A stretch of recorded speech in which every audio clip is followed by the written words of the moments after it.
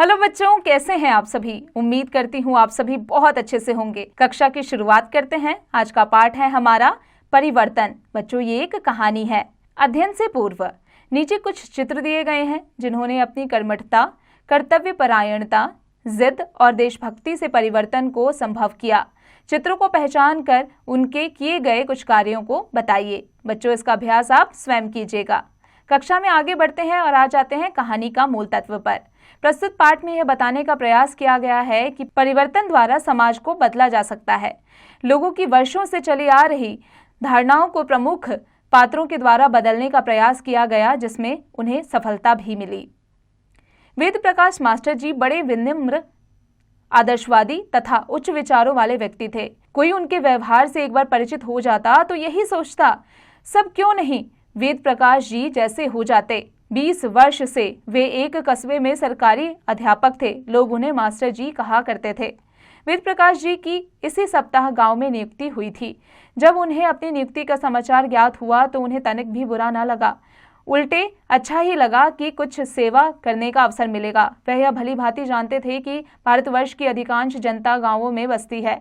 उसे शिक्षित, साक्षर और संस्कारी बनाना देश की बहुत बड़ी सेवा है। वे गांव में बहुत कुछ करने की कामना लेकर आए थे। गांव वालों की प्रायः यह शिकायत होती थी कि जो अध्यापक यहां आते थे वे बच्चों को ठीक से पढ़ाते नहीं हैं, अधिकतर छुट्टी पर रहते हैं। इस गांव में स्थिति यह थी कि अधिकांश माता पिता अपने बच्चों को पढ़ाना ही नहीं चाहते थे। इसका प्रमुख कारण था गरीबी। छोटे छोटे बच्चों को काम पर लगा दिया जाता था, जिससे परिवार की आय हो जाती, यानी पालन पोषण हो जाता। उनके पढ़ने लिखने की बात को कोई महत्व ही न देता था। मास्टर साहब के सामने अनेक चुनौतियां थीं, पर वे हार मानने वाले न थे। कई सारी चुनौतियां थीं। बच्चों को विकसित न होने देने का मूल कारण क्या है, कहाँ है, वे इसे भली प्रकार जान गए थे। यह बात पूरी तरह से सिद्ध हो गई थी कि जब तक प्रौढ़ों के विचारों में परिवर्तन न किया जाएगा, यानी बड़ों के विचारों में उन्हें शिक्षा का महत्व न समझाया जाएगा, वे अपने बच्चों को इस ओर प्रेरित नहीं करेंगे।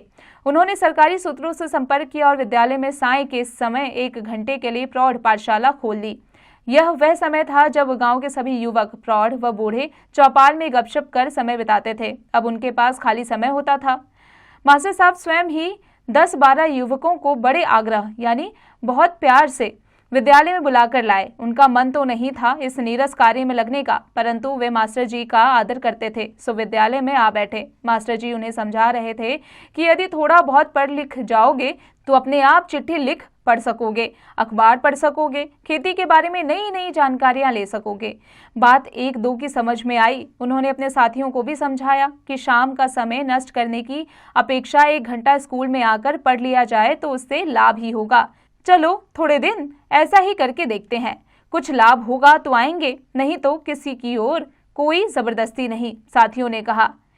इस प्रकार मास्टर साहब की प्रौढ़ पाठशाला ने 5-7 व्यक्ति रात्रि में आने लगे। मास्टर साहब उन्हें केवल अक्षर ज्ञान ही नहीं कराते थे, अपितु अनेक व्यवहारिक जानकारियां भी पुस्तकों से पढ़कर सुनाते, जैसे गांव में फैली बीमारियों से कैसे बचा जाए, सरकार किसानों की क्या क्या सहायता करती है, स्वस्थ कैसे रहा जा सकता है, आदि आदि। यह जानकर सभी को लगता कि किताबों में तो बड़ी उपयोगी बातें लिखी रहती हैं। अधिकांश गांव वाले सोचते थे कि नौकरी करने के लिए ही पढ़ाई की जरूरत है, पर यह उनका भ्रम सिद्ध हुआ।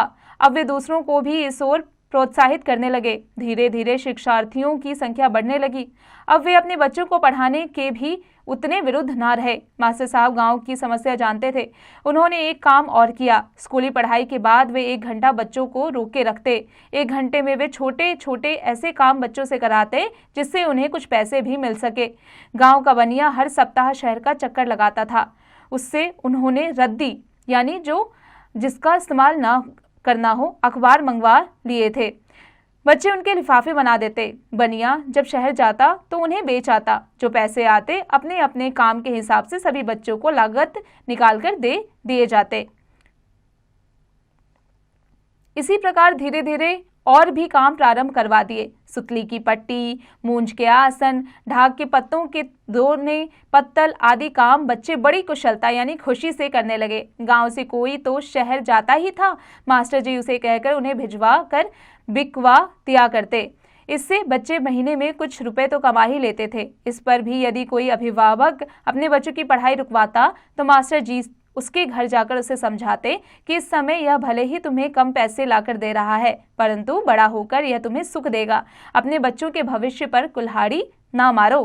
किताब, कॉपी आदि सभी तो स्कूल से दी जाती है, क्यों अपने बच्चों को इससे वंचित रखकर उसे भी अपने जैसा ही बनाना चाहते हो? मास्टर जी के बार बार समझाने का फल यह होता कि वह व्यक्ति बालक के कमाए थोड़े पैसों पर ही संतोष करता और उसे स्कूल भेज ही देता। मास्टर जी के प्रयासों से अभिभावकों के मन में यह भाव जग गया था कि हम भले ही भूखे रह लेंगे पर अपने बच्चों को शिक्षित अवश्य बनाएंगे।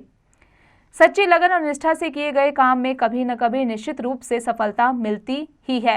मास्टर साहब को भी अपने प्रयासों में सफलता मिली। न केवल बालकों में अपितु बड़ों में भी पढ़ने की लगन जग चुकी थी। मास्टर साहब न केवल उन्हें साक्षर बना रहे थे अपितु अच्छे संस्कार भी दे रहे थे। व्यक्तित्व निर्माण, परिवार निर्माण और समाज निर्माण, ये उनकी शिक्षा के 3 लक्ष्य थे। इस कार्य में सबसे बड़ा उपयोगी उनके विद्यालय की बालक सेना दे रही थी। पूरे गांव की सफाई करना, बरसात में गड्ढे भरना आदि अनेक कार्य वह करती थी।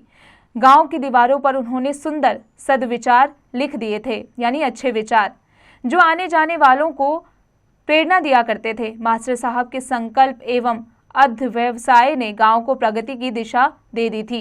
मास्टर साहब ने एक समिति भी बना ली थी, ग्राम विकास समिति। इसमें गांव के बड़े बूढ़े और मुखिया तो थे ही, नवयुवकों को भी साथ में लिया गया था। मास्टर जी को गांव का हर एक व्यक्ति अपना हितैषी मानने लगा, यानी अपना अच्छा सोचने वाला मानने लगा। वे जो भी कहते वे सब वैसा ही करने में जुट जाते। देखते देखते गांव में विकास समिति ने गांव की सीमा पर स्कूल के लिए पक्की इमारत बनवा ली। इसमें नवगठित युवक दल प्रातः व्यायाम करता, दोपहर में बच्चों का जूनियर हाई स्कूल चलता था। दोपहर से शाम तक तरह तरह के कुटीर उद्योग के काम होते। रात्रि भोजन के बाद कुछ भजन, कथा, कीर्तन होता और प्रौढ़ पाठशाला चलती। 5 ही वर्ष में युवक दल ने गांव से कीचड़ और कचरे को खदेड़ दिया।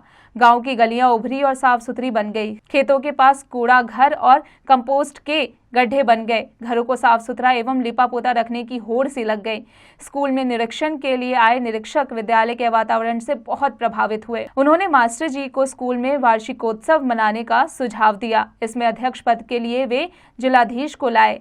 जिलाधीश गांव को देखकर हर्ष विभोर हो उठे। उन्होंने स्वयं तो प्रशंसा की ही, साथ ही अपनी रिपोर्ट भी सरकार को इस आशय से भेजी कि सरकार ने वह गांव आदर्श गांव योजना में ले लिया। इस प्रकार सरकार की ओर से सभी विभागों, व्यायामशाला, कुटीर उद्योग, प्रौढ़शाला आदि के लिए भरपूर सहकारी सहायता भी दी जाने लगी। अब मास्टर जी की पदोन्नति हो गई। उनके लिए निरीक्षक पद पर नगर में आने का आदेश आया। यह जानकर सभी गांव वालों की आंखों में आंसू आ गए। मास्टर जी स्वयं भी उनसे जुड़ गए थे। जब सभी ने उनसे न जाने का घोर आग्रह किया तो वे भी उसे ठुकरा न सके। स्थायी रूप से उसी गांव में रहने का आदेश प्राप्त कर वहीं रह गए। वह गांव दूसरों के लिए प्रेरक उदाहरण बना हुआ है। मास्टर जी जैसी सूझबूझ वाले और लगनशील कार्यकर्ता यदि प्रत्येक गांव में हो जाएं, तो देश का कायाकल्प होते देर न लगे। गांवों की प्रगति से ही देश की सच्ची प्रगति संभव है। बच्चों, अब आ जाते हैं उच्चारण करें पर। शिक्षार्थियों, व्यवहारिक, ढाक, दोने पत्तर, संस्कार। बच्चों, अब आ जाते हैं इसके अभ्यास कार्य पर। बच्चों, अब आप इसका अभ्यास कार्य स्वयं कीजिएगा।